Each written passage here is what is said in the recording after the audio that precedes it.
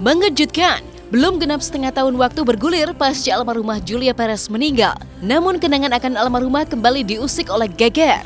Pasalnya tak ada angin, tak ada hujan, tiba-tiba saja Gaston Castaño, sang mantan suami, kembali mengulik status akta perceraiannya dengan Juppe kepada Minola Sebayang, mantan pengacara yang mengurus perceraian Juppe.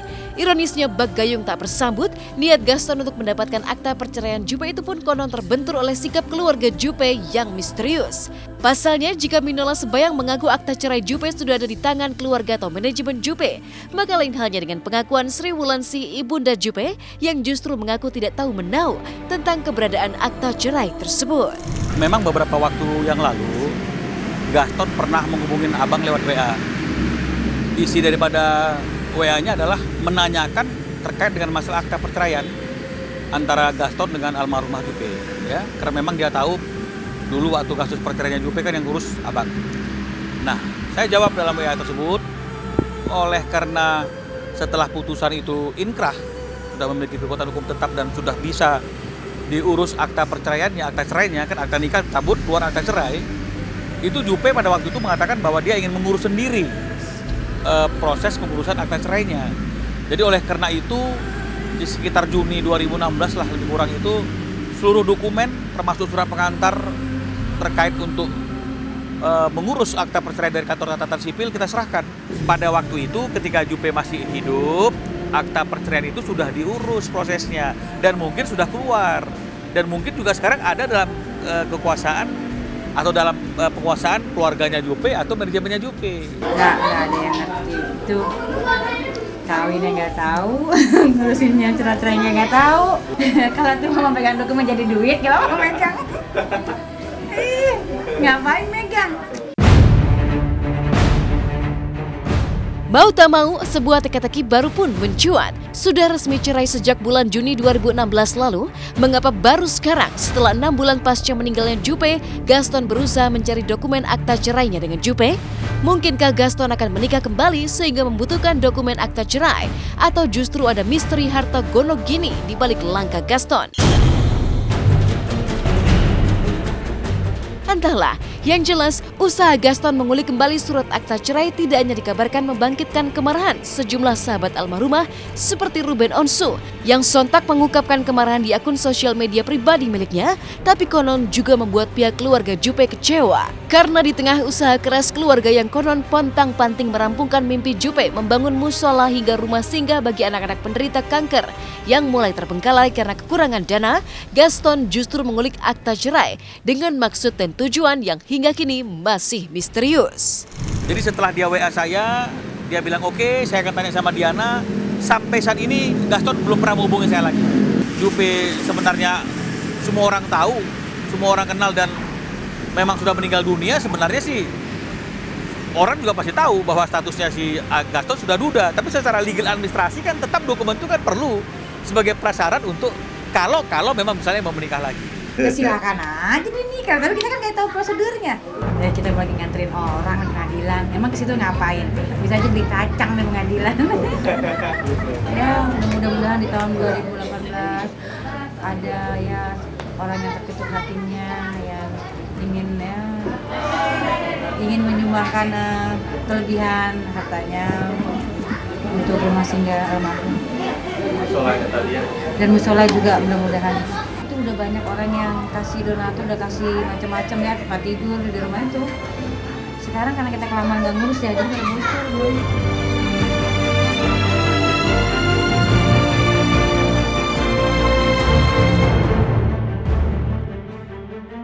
Berbeda 180 derajat dengan nasib almarhumah Juppe yang meski sudah meninggal namun masih diusik masalah perceraiannya dengan Gaston Castaño, artis Okan Cornelius justru tengah bahagia, antusias menyongsong gerbang pernikahan. Bakal menikah di bulan Februari tahun 2018 nanti dengan seorang wanita bernama Mei Lee. Hari Jumat kemarin, Okan terlihat bahagia melakukan sesi pemotretan pra-wedding sebagai bagian dari persiapan pernikahannya dengan Mei Lee.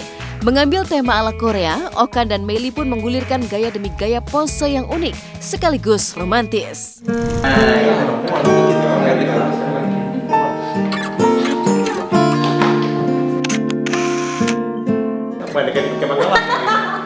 Kemen Galaxy. Halo pemirsa Hotshot, kita lagi pemotretan di rumahnya paman gua di Alam Sutra, ala-ala priwet-priwet lah. Konsepnya Korean gitu, Korea karena dia suka Korea kan. Jadi kalau gua ngikutin aja, gua nggak ngerti, gua ngikut aja apa dia yang mau. Ikutin terus foto-foto ya, oke? Thank you. 1, 2, 3, sekali lagi ya. 1, 2. Bentar ya, lepas dulu. Iya, jangan. Karena yuk. Tadinya maunya kan ke Korea, cuman karena sibuk banget jadi pilih di Indonesia aja dulu ya. Korea Indo. Sebenarnya konsepnya kemarin emang mau Korea, terus vintage. Kita ambil emang ceviche gitu. Jadi cuman karena kerjaan dia juga akhir tahun, tutup tahun, jadi emang banyak pameran juga, nggak ada waktunya nggak ketemu, ya jadi pilih di indoor. Persiapan sih sudah 90% ya, udah semuanya sih. Tinggal 10% ya, tinggal ya pernak-pernik lah, ini itunya biasa lah itu. Uniknya, gagal mewujudkan rencana untuk melakukan pemotretan pra-wedding langsung ke negeri ginseng Korea. Bukan berarti kemesraan Okan dan Meili berkurang, apalagi jadi berubah hambar.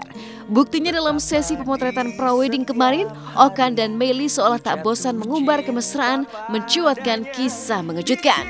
Pasalnya tak banyak yang tahu, jika sebelum akhirnya mantap memutuskan untuk menikah di bulan Februari nanti, Okan sempat berkali-kali nyaris diputus cinta oleh Meili. Gara-garanya, gonjang-ganjing masalah Okan dengan suami sang mantan istri Semi Simorangkir, yang kini terancam melibatkan aksi hukum. Tapi layaknya pepatah lama kalau jodoh tak kemana, Okan dan Meili berhasil mengatasi rintangan dan bersatu untuk menikah. Karena sejatinya, cinta bertahan tidak hanya saat suka, tapi juga di kala duka. Bro. Gitu lah, gitu bro. Ya gitu ya. Mantap, ya lagi. Ini baju terakhir katanya, kalau nggak berubah. Oke tadi. Gimana? Good. Senyum. Bentar, 1, 2, pegangin akunya. Yuk. Aku kalau sama dia tuh, aku udah hampir berapa kali tinggalin dia sih.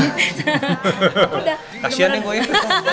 Aku benar-benar udah yang hampir berapa kali tinggalin dia karena aku bukan father figure kan. Nah terus lingkungan aku juga dengar berita begitu, semua udah lama banget.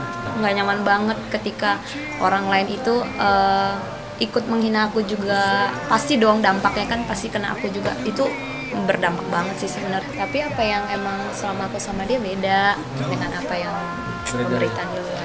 Yang pasti kita doa yang terbaik aja. Yang terbaik kan ya kita baik. Konsep pernikahan kali ini cuman keluarga aja, makan dinner aja, jadi nggak ada pesta yang gimana ya. Cuman jadi, kita ambilnya outdoor ya. Outdoor. Oke pemirsa, terima kasih sudah ngikutin kita hari ini acara foto priwet yang sangat sederhana dan simple. Thank you sudah nonton kita dan kita ketemu di lain kesempatan. Oke. Rasa cinta di hatiku hanya padanya, untuk dia, hanya padanya,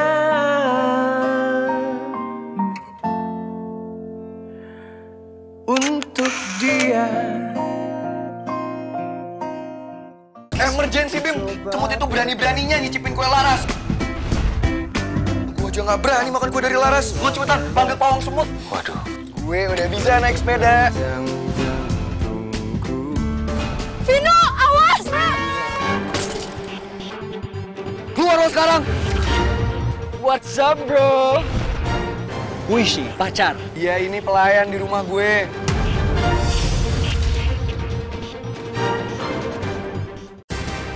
Keluarga adalah segalanya.